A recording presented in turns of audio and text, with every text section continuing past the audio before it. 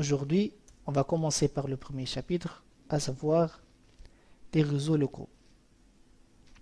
Alors, le mot LAN, c'est un mot en anglais, c'est l'abréviation de Local Area Network.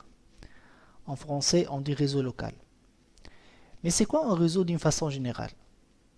En quoi consiste-t-il? Le réseau, c'est un ensemble d'entités communicantes. Donc, on a un ensemble de points qui communiquent entre eux et il y a un flux qui circule entre ces entités. Exemple, d'une façon générale, on peut parler du réseau de neurones. Vous savez tous que notre cerveau est formé par un ensemble de neurones. Il y a un ensemble de flux de courants qui circulent entre ces neurones. Le réseau GSM, vous le connaissez tous, et en particulier le réseau informatique, objet de ce cours. Le réseau informatique, c'est quoi? Dans ce cas, l'ensemble des entités, c'est essentiellement les PC, les serveurs, les imprimantes, qui communiquent entre eux un ensemble de flux de données, par exemple des emails, des documents, des images. D'accord? Alors, le réseau local, donc, c'est un réseau informatique qui est géographiquement limité. D'où son nom, réseau local. Donc, la chose qui le caractérise, c'est qu'il est géographiquement limité. Il n'est pas très étendu comme l'Internet, par exemple, mais c'est un petit réseau local. Ok? On peut le trouver, par exemple, dans un immeuble, dans un campus. On peut avoir un petit réseau. Étudions ce schéma, par exemple. Alors là, qu'est-ce qu'on a? On a un ensemble d'entités communicantes dont on a parlé tout à l'heure. Là, par exemple, j'ai un laptop avec une carte réseau sans fil. J'ai un PC. J'ai un routeur. D'accord? Et toutes ces entités communiquent entre elles pour transférer des données. Alors, réellement, malgré qu'il y a de l'Internet ici, mais c'est dans ce cadre seulement que se trouve le réseau local. Si on va parler d'Internet, on sort du réseau local. D'accord? Alors, notre réseau local est caractérisé généralement par le fait qu'il a un haut débit. Donc, on parle généralement, bon, le 10 mégas est mort, mais on trouve typiquement le 100 mégabits par seconde. Ça veut dire que ce PC, par exemple, peut envoyer vers ce laptop 100 mégabits par seconde. Et on trouve aussi, surtout dans le monde des entreprises, le débit du gigabit. Un giga, c'est 1000 fois le méga. Et même, on trouve le 10 gigabit de nos jours dans les entreprises, bien entendu. Alors, quels sont les composants du réseau local? Évidemment, les données, puisque c'est le but d'avoir un réseau local.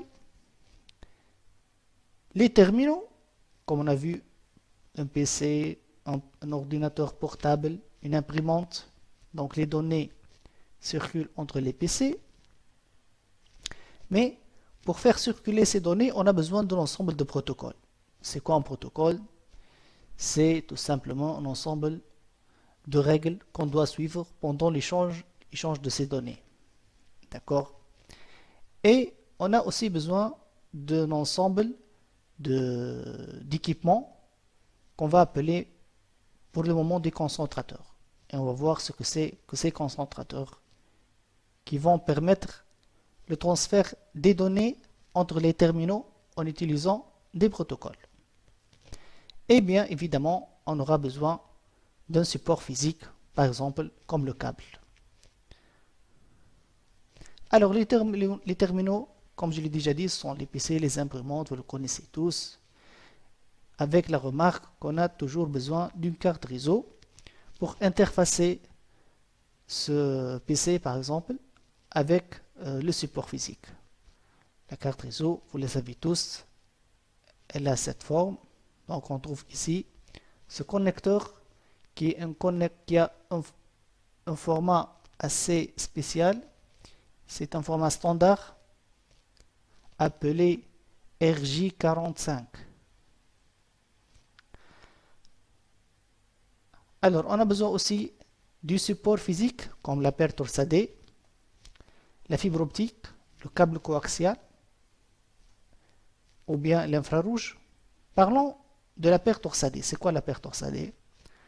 Donc en fait, c'est un câble en cuivre mais qui est formé de 8 fils.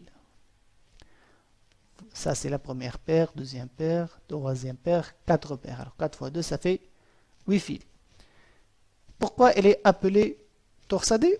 Parce que comme son nom l'indique, vous voyez dans l'image que ces paires sont torsadées, et ceci pour des raisons, pour optimiser le transfert des données en matière de qualité et de vitesse. D'accord? Alors, tous ces fils de cuivre vont entrer dans ce connecteur RJ45, dont je vous ai déjà dit, qui va lui-même entrer dans ce connecteur femelle. Ça, c'est le connecteur RJ45 mâle. Vous voyez bien les 8 fils. Alors, les 8 pins ici sont numérotés de 1 à 8, de droite à gauche, si on tient le connecteur dans ce format.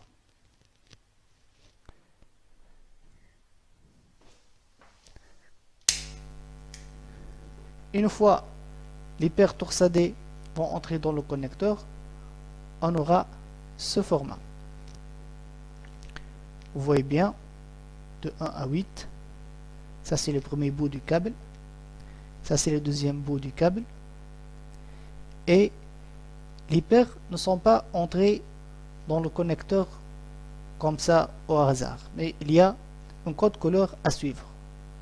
Donc, de gauche à droite, on a le orangé, orangé blanc, puis la deuxième pin sera connectée au fil orangé, on aura le vert blanc, le bleu blanc, le vert, le marron blanc et enfin le marron.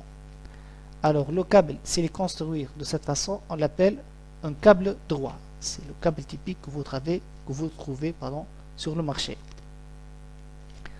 Et là, par exemple, ça c'est l'image d'un câble torsadé prêt à être utilisé.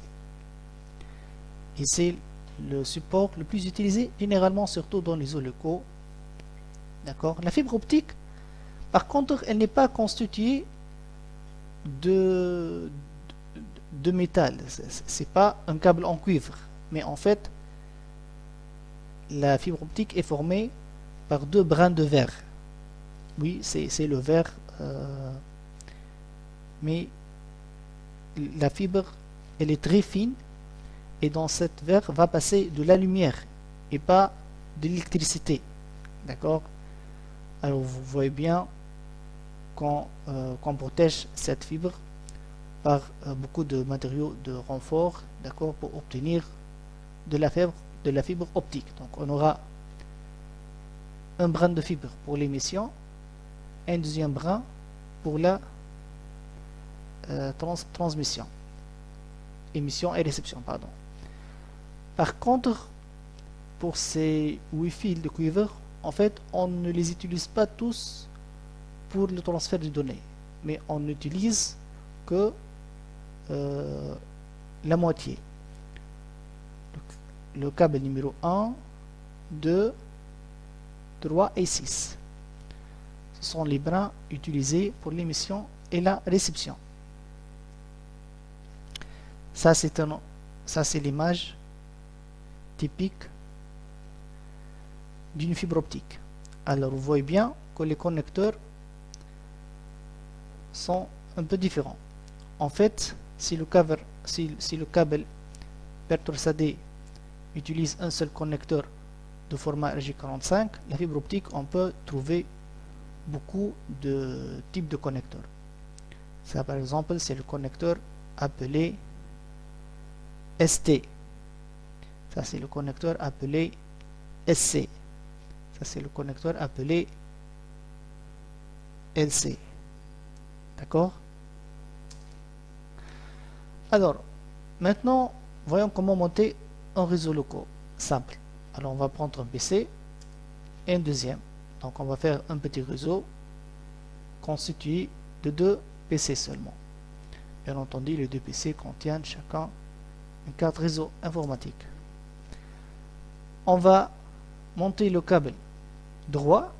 Donc, on a un bout RJ45 dans cette carte réseau et un deuxième en bout RJ45 dans la deuxième carte réseau.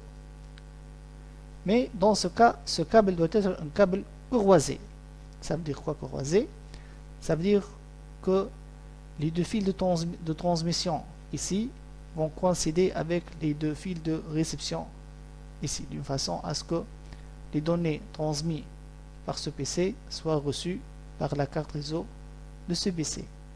Donc le code couleur qu'on a vu tout à l'heure ne sera pas respecté, mais on va inverser certains fils pour obtenir le câble croisé. Alors on a le 1 va prendre la position du droit. Par exemple ici le 1 c'est l'orange et blanc. Orange et blanc, on va le trouver à la 3e position et pas à la première position. D'accord? Émission dans la réception. Et le 2 dans le 6. L'oranger, il était dans la 2e position. Maintenant, on le trouve à la 6e position. Et on va faire bien sûr l'inverse pour le câble vert. D'accord? Donc, ça on appelle le câble croisé. Il est utilisé si on va connecter 2 PC directement. Alors, vous voyez bien ici que ces 2 PC maintenant sont connectés, ils vont commencer à s'échanger des données. Mais il y aura toujours le risque que les 2 PC envoient des données en même temps. Dans ce cas, l'information envoyée sur le support physique, elle ne sera pas comprise, elle n'aura aucune valeur. On aura ce qu'on appelle une collision, parce que les 2 signaux électriques vont se heurter et donc l'information perdra sa valeur. Et si on a une collision, donc on va perdre des données. D'où le besoin d'un protocole, un ensemble de règles qui contrôle l'accès aux médias pour qu'on soit sûr que l'information envoyée est bien reçue sans avoir une collision. Alors ce protocole est le protocole appelé CSMA-CD, en anglais CSMA Carrier Sense Multiple Access. Ça veut dire qu'il permet l'accès multiple, mais avec écoute de la porteuse. Ça veut dire quoi? Ça veut dire qu'une station écoute le support physique, qui est le câble, pour déterminer si une autre station est en train de transmettre les données ou bien non. Donc ce qu'elle fait, c'est qu'elle mesure le niveau de tension électrique. S'il y a un courant qui passe, alors elle ne va pas envoyer ces données. Et elle va rester à l'écoute du support jusqu'à ce que la station qui émet les données finisse. Ok? Et le deuxième principe de ce protocole, c'est collision detection.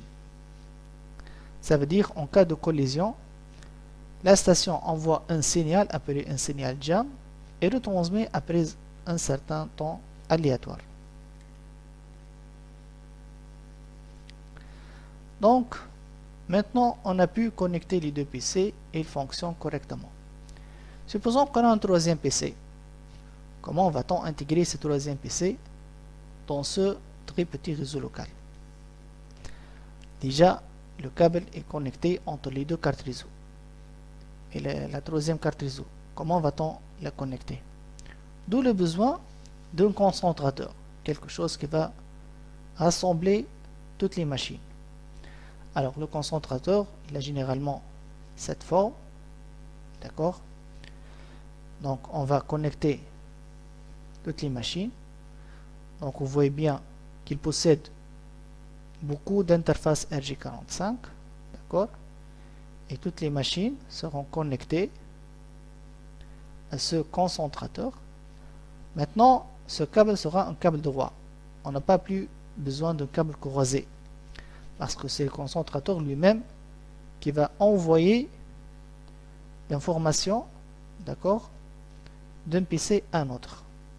Donc ça, on est bien d'accord, c'est un câble droit, ce n'est plus un câble croisé. Alors ce concentrateur, la première génération de ces concentrateurs est appelé hub. D'accord? Donc le hub c'est quoi? Le hub c'est vraiment, il est trop bête, il reçoit de l'information, il la transmet à tous les ports, d'accord? D'une façon à ce que toutes les machines reçoivent l'information. Une seule machine bien sûr, généralement qui est concernée par cette information, elle va prendre l'information et les autres machines vont ignorer le message. Mais vous voyez bien, l'inconvénient de cette machine, c'est que quand le nombre des machines augmente, c'est comme si on avait beaucoup de personnes dans une même chambre. Alors ces personnes vont parler, mais à un certain moment, on ne va plus entendre ce que disent l'autre parce qu'il y a beaucoup de bruit. D'accord? Donc l'inconvénient, c'est que quand le nombre de machines sur un hub augmente, le nombre de collisions va augmenter et on n'arrive plus à écouter correctement l'information envoyée par les machines. D'où le besoin d'un autre type de concentrateur. Si on revient à l'exemple de la chambre, par exemple, on va dire qu'on va mettre des séparateurs entre chaque deux personnes qui parlent ensemble. D'accord? De telle façon à ce que le bruit de ces deux personnes, par exemple, n'arrive pas à ces deux autres personnes. Donc on a besoin de notre concentrateur qui fait presque la même chose. Le hub, je rappelle, ce qu'il fait, c'est qu'il reçoit de l'information sur un port et la diffuse sur tous les autres ports, sans savoir qui est concerné par cette information. Alors on a besoin de limiter le bruit, comme on a dit que les hubs, ils ont une bande passante partagée et le risque de collision est très important. Donc on a besoin d'un autre concentrateur qui a une bande passante dédiée par port. D'accord? Ces concentrateurs, on les appelle des commutateurs, ou bien en anglais sont appelés des switches. Alors la cascade, c'est quoi une cascade? Pour comprendre la cascade, prenons cet exemple, on a un switch, donc maintenant on n'est plus avec le hub, on a un switch qui a 24 ports et 30, mais malheureusement on a 30 utilisateurs. Donc ça c'est mon switch, je vais connecter mes 24 utilisateurs, mais il me reste encore 6 utilisateurs. Comment je vais connecter ces utilisateurs sur le réseau local? Donc je vais prendre un deuxième switch, je vais connecter mes 6 machines restantes, et après ces machines ils peuvent communiquer ensemble, ces machines aussi elles peuvent communiquer ensemble, mais une machine de ce groupe ne peut pas communiquer avec une autre machine de ce groupe. Donc c'est quoi l'idée? L'idée c'est de mettre un câble entre ce switch et ce switch, d'accord? Ce câble, on l'appelle un câble de cascade. Et on dit qu'on a fait une cascade entre les deux switches d'une façon à ce qu'une machine d'ici peut communiquer avec une autre machine de ce groupe. Alors ce câble généralement doit être un câble croisé. C'est comme si on a connecté un PC à un PC. D'accord? Ce câble, comme aussi ce câble, généralement il ne doit pas dépasser la longueur de 90 mètres. D'accord. Mais si cette distance elle est supérieure à 90 mètres, qu'est-ce qu'on fait? Alors dans ce cas, on doit utiliser la fibre optique. La fibre optique, il y en a beaucoup de genres. Donc par exemple, il y a la fibre optique multimode. Elle permet un débit de 1 gigabit jusqu'à 550 mètres. Mais si on va dépasser les 550 mètres, on peut aller jusqu'à 10 km par la fibre monomode. D'accord? Mais généralement, si on est dans le cas d'un réseau local, on utilise généralement la fibre multimode Généralement 500 mètres c'est largement suffisant si on parle d'un réseau de campus par exemple. Alors les caractéristiques des switches, comment choisir un switch? Le switch, bien sûr, parmi ses caractéristiques, c'est la vitesse du port. Comme j'ai déjà dit, la vitesse de nos jours d'un port, c'est de 100 mégabits, voire 1 gigabit pour les nouveaux switches. Le mode duplex, ça veut dire quoi duplex? Alors, on dit que le duplex est half duplex si le port peut émettre ou recevoir mais pas faire les deux en même temps. Par contre, il est dit en full duplex lorsque le port peut émettre et recevoir en même temps sans avoir de collision. D'accord? Donc ça veut dire qu'un port en mode half duplex, généralement on trouve de la collision si le switch veut envoyer vers la machine et la machine veut envoyer vers le switch. Par contre, si les ports du switch supportent le mode full duplex, dans ce cas, alors il n'y aura plus de collision théoriquement, d'accord, et même pratiquement, parce que le switch peut envoyer vers la machine et la machine peut envoyer vers le switch en même temps. Parmi aussi les autres caractéristiques d'un switch, c'est le auto-MDX. Ça veut dire quoi l'auto-MDX? Rappelez-vous que je vous ai dit que ce câble doit être un câble croisé. C'est comme si on a connecté une machine à une autre. Mais les nouveaux switches de nos jours supportent le mode auto-MDX qui autodétecte le câble. Ça veut dire qu'on peut mettre aussi un câble droit ici et c'est le switch qui fait de l'autodétection. Donc il essaie comme si le câble était un câble croisé. Si ça marche pas, donc c'est lui qui va inverser d'une façon à ce que même un câble droit ici peut faire l'affaire et communiquer ce groupe avec le deuxième groupe. D'accord? Donc soyons un peu pratiques. Maintenant on va construire un petit réseau local. Alors généralement si on va parler d'un réseau de campus par exemple, donc ici on a une armoire informatique. Cette armoire on l'appelle répartiteur. On a trois armoires en fait. L'un des répartiteurs est appelé répartiteur général, d'accord, et on a deux sous-répartiteurs. Pourquoi on a trois armoires? Parce que en fait, par exemple, on a trois immeubles, d'accord. Dans chaque immeuble, on va faire une petite armoire informatique et on va connecter toutes les machines à cette armoire informatique. Puisque la distance entre les deux immeubles est séparée à 90 mètres, donc on aura besoin de la fibre optique représentée ici en rouge. D'accord? Par contre, toutes les machines de cet immeuble sont connectées en cuivre au répartiteur général. Même la même chose, bien sûr, pour les utilisateurs dans cet immeuble et les utilisateurs dans cet immeuble. D'accord?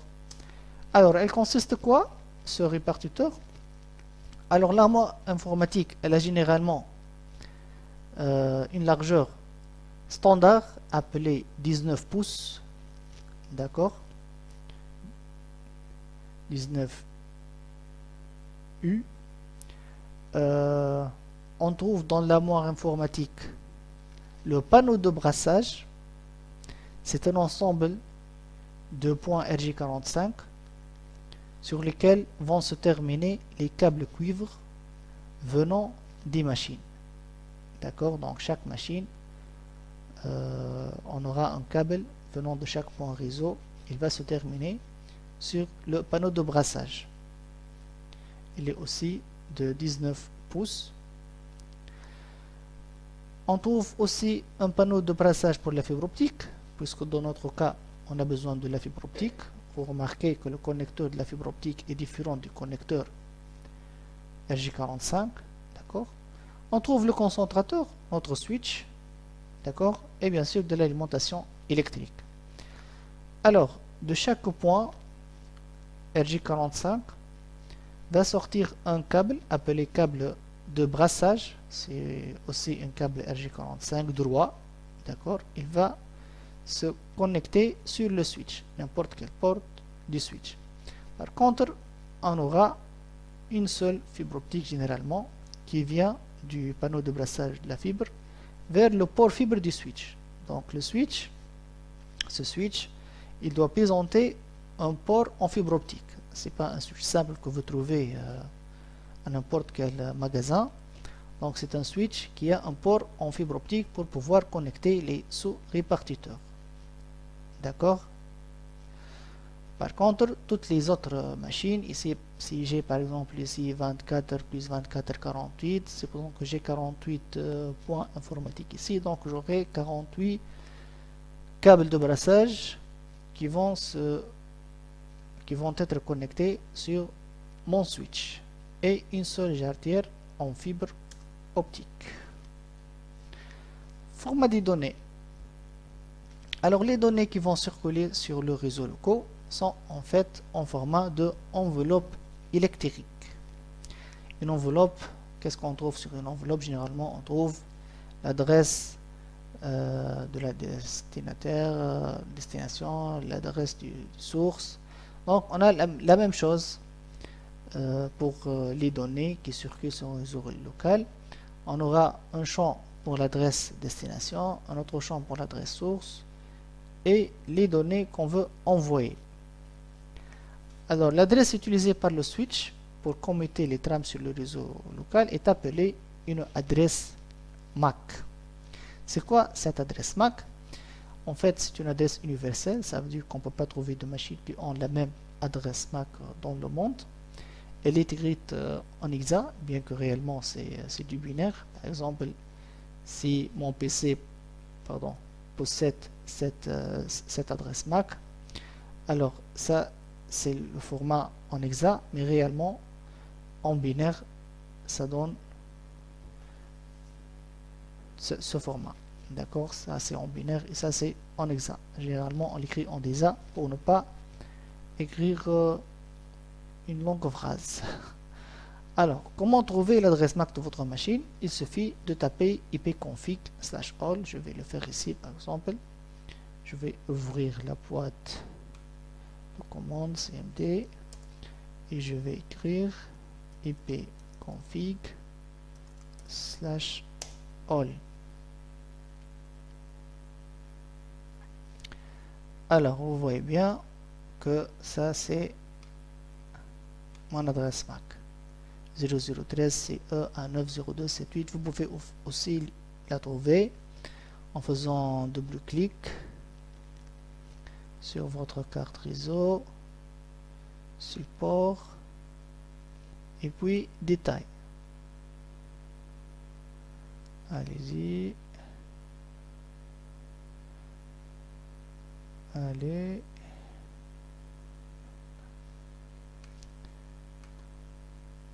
Et ben voilà ma machine qui se plante. Alors, c'est pas grave.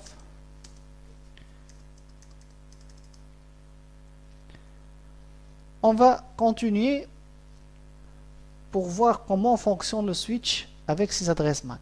Alors là, on a un switch. On va supposer qu'il a 4 ports, d'accord? Sur le troisième port, j'ai la machine A, la machine C. Et sur le port numéro 4, j'ai une machine qui est la machine B. Alors je vais supposer que cette machine a l'adresse MAC A, cette machine a l'adresse MAC C et cette machine a l'adresse MAC B. Par défaut, le switch ne connaît aucune adresse MAC. Donc il va apprendre, il va voir que la machine A veut envoyer une information de A à B.